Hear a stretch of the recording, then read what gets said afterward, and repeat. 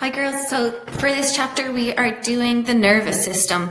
The nervous system is all about how our body reacts to certain stimuli that are in the environment around us, okay? So from our plant responses chapter, we know what the term stimulus or stimuli and response is. So stimulus is something that provokes a response from us. And what is a response? A response is how we actually react to that stimuli in our environment. Okay, so there's two different systems involved in the nervous system. We have the central nervous system, or the CNS. This is made up of your brain and your spinal cord. We also have the peripheral nervous system. This is the PNS, and this is made up of all of the nerves that run from your brain and your spinal cord to the rest of your body. What allows us to detect and respond to stimuli? I'm going to use a specific example to make reference to this slide here. So if we talk about putting our hand in a flame from a candle, what is happening in our hand? What is happening in the skin in our hand? We have receptor cells in the skin on our hand. These receptor cells are actually sensing the stimuli, the flame from the candle. These receptor cells, they send a message to our brains to let our brain know what is happening.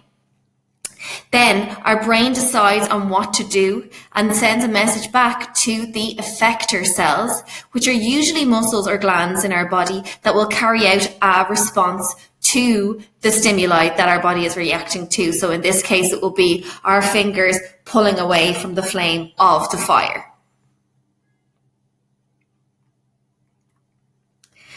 For this chapter, you need to know a detailed picture of what a neuron looks like and also be able to label the pictures and also be able to say what the function of all of the different labels are. So what is the term neuron? Neuron is a different word for the word nerve. Okay, so nerves, we all have them all over our body. They run from every part of our body up to our brain and our spinal cord.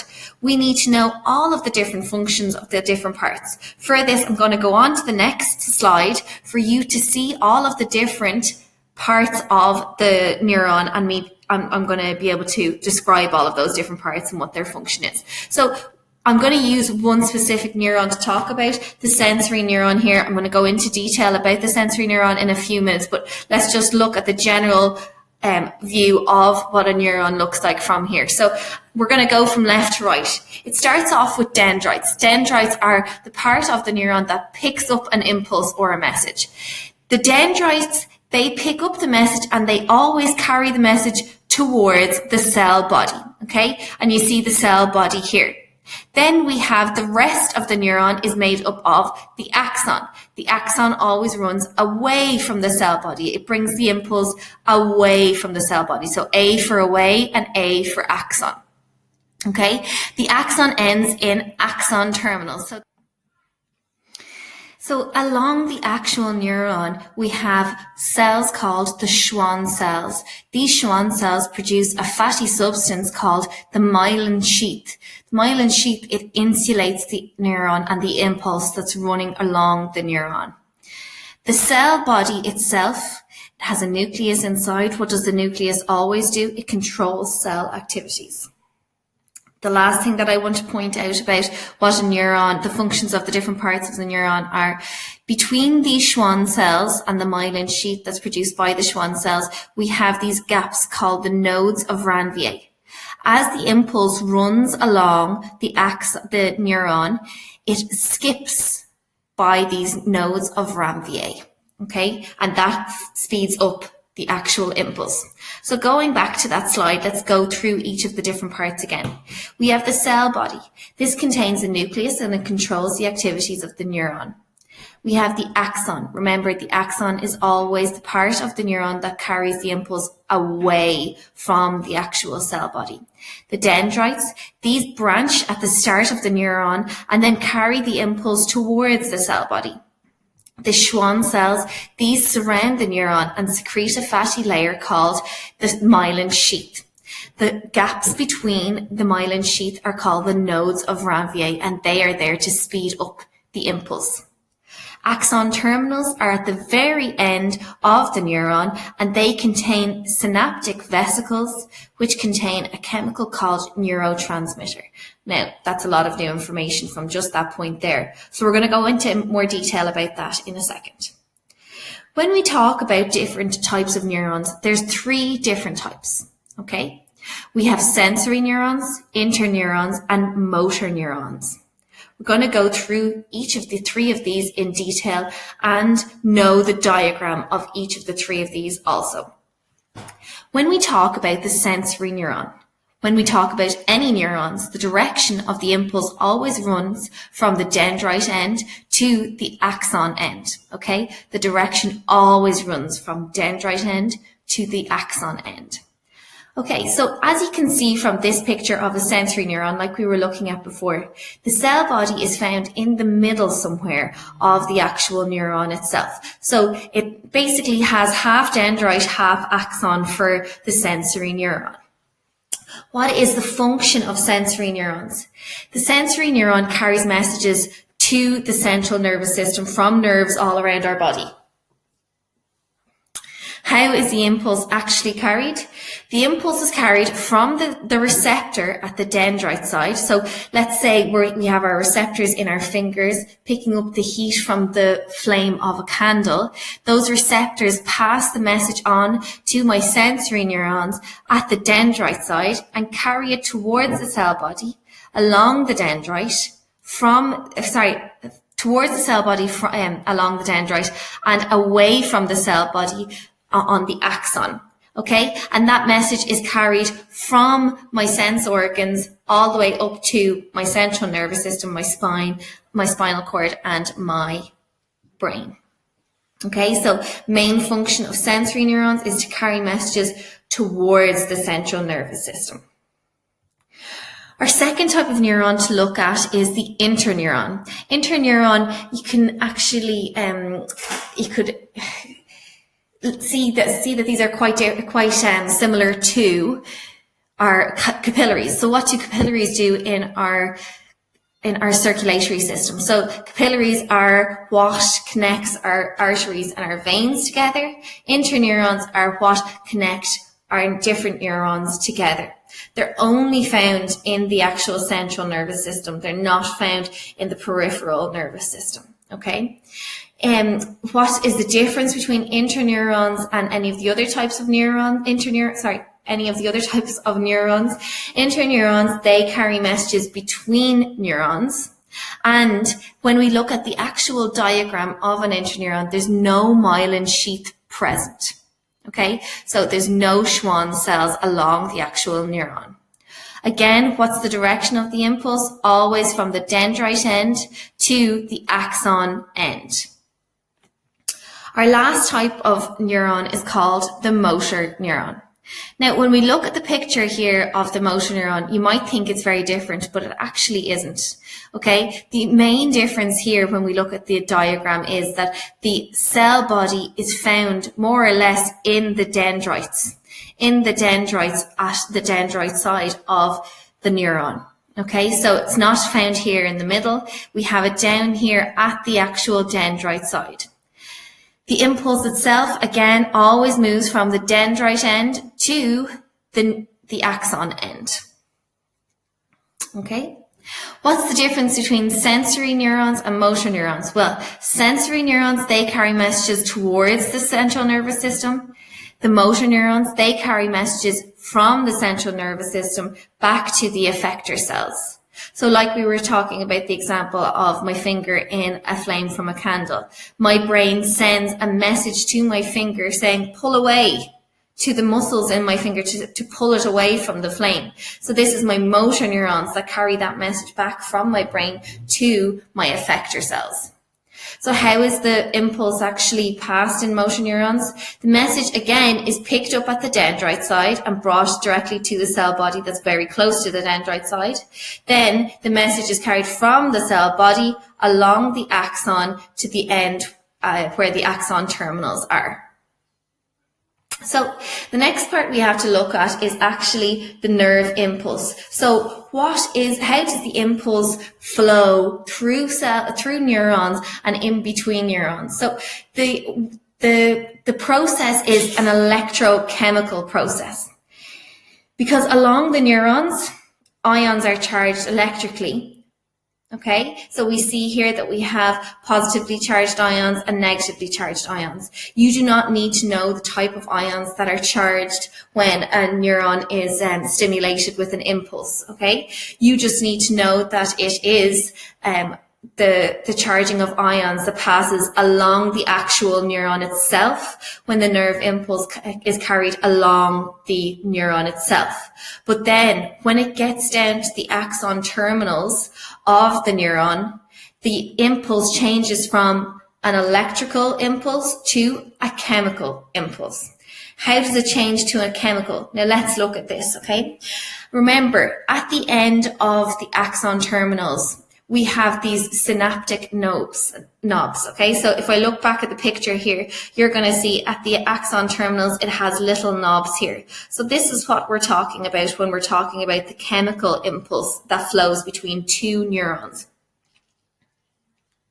Let's look at how this happens.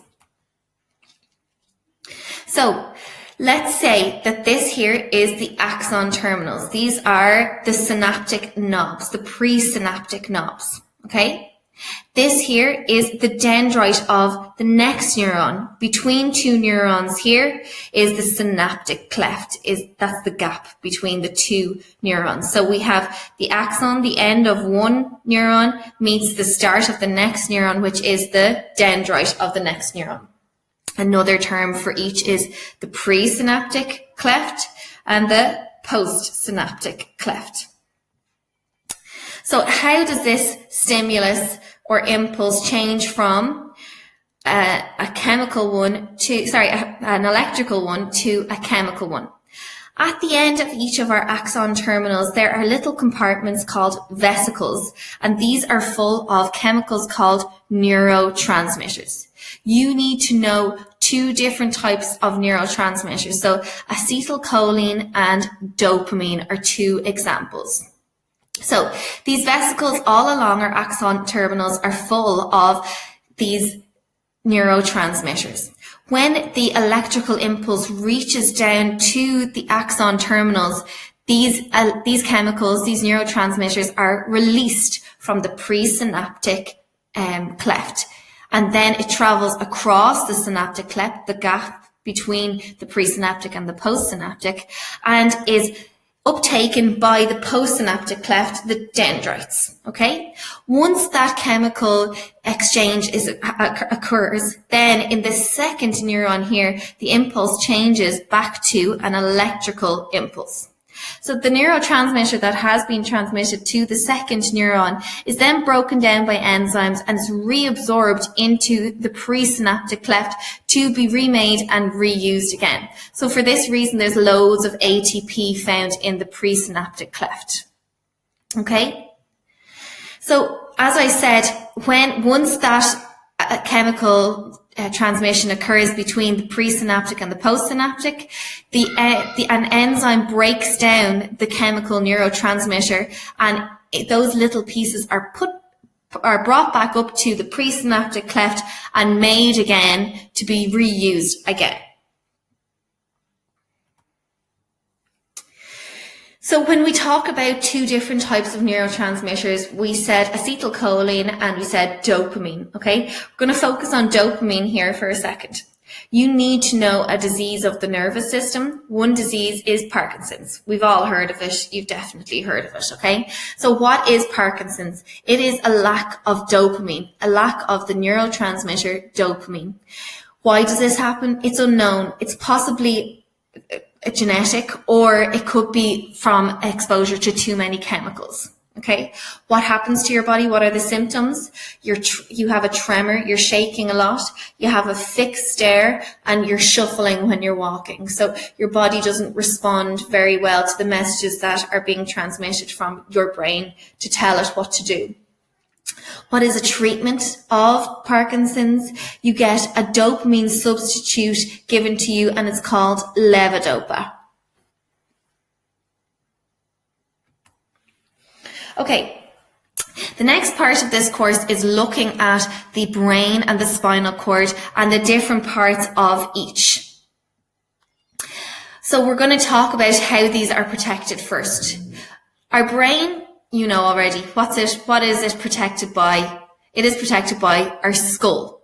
Okay. What is our spinal cord protected by? It is protected by the vertebrae in our back. Okay. There is also the meninges. The meninges are 3 layers that protect the brain and the spinal cord. The meninges, between each of the layers, it contains cerebrospinal fluid, and this is basically a shock absorber. It cushions the brain from impact. Okay. You've heard before about meningitis. What is meningitis? It is an infection of the meninges that protect the brain and the spinal cord. It can either be caused by bacteria or it can be caused by a thing that you need to be able to do is draw the picture of the brain and be able to label it, and also be able to state what the different functions are of each of those different parts. You need to know the 6 main parts of the brain. Okay. Brain has 2 hemispheres. Like when you've seen a picture of a brain, you know that there is a right hemisphere, a right side to it, and a left side to it. The right side of the brain, it controls the left side of the body, and the left side of the brain controls the right side of the body. Okay. When we look at the different parts of the brain, this big part here is called the cerebrum. The cerebrum's function is for thinking, memory, and for controlling learning. So what you're doing a lot right now for your leaving cert, okay? The thalamus, this little purple part here, this is the sorting center of the brain. So what does it do? It receives messages from different parts of the body and then decides what part of the brain that message needs to go to. The hypothalamus here, it's a tiny, tiny little lobe in the brain, okay? What does that do? It's controlling homeostasis, so osmoregulation, body temperature. So remember, H for hypothalamus, H for homeostasis. The pituitary gland, you've heard about this a lot because we've talked about it in sexual reproduction. What does it do? It actually produces lots of hormones, and it also controls the hormone production of different endocrine glands, different glands that produce hormones in our body.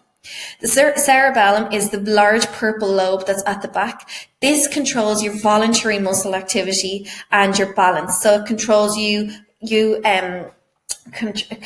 contracting and relaxing your muscles around your body, the muscles that you work yourself, okay? So it controls that, and it controls balance. So the cerebellum works with the ears for balance. The last part is the medulla oblongata. I'm sure you've heard of that before. And this part controls involuntary activities like breathing, like your heartbeat, like sneezing, like swallowing, okay? You need to be able to draw these different parts of the brain, label it, and be able to state the function of those 6 different parts that we talked about there. Now, on to the spinal cord. The spinal cord, this is probably the toughest part of this chapter. You, again, need to be able to draw the picture of the spinal cord and be able to label it as well. Okay, so you can see here that we have a white part of the spinal cord and a grey part of the spinal cord. The 2 of these different colours carry out different functions and contain different things. So in the white matter here, this contains lots of axons of nerves. And then in the grey part here, the grey matter, this contains your dendrites and your cell bodies. Okay? So how does it actually work? Well, you see this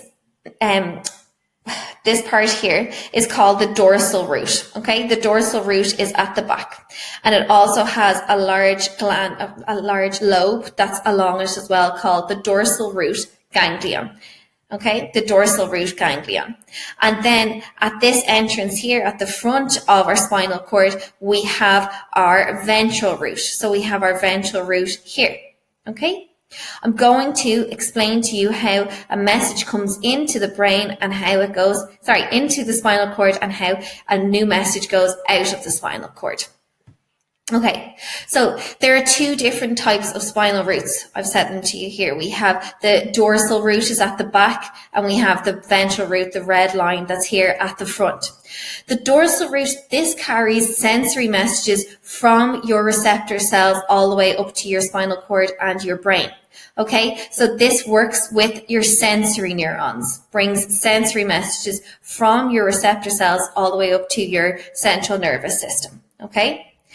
Then your ventral root, the red line that's here, this carries messages away from the cord and the brain.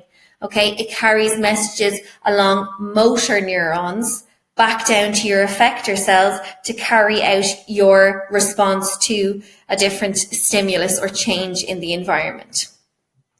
Okay, so as I said, you need to be able to draw this picture. Your white matter containing your axons, your grey matter containing your dendrites and your cell bodies.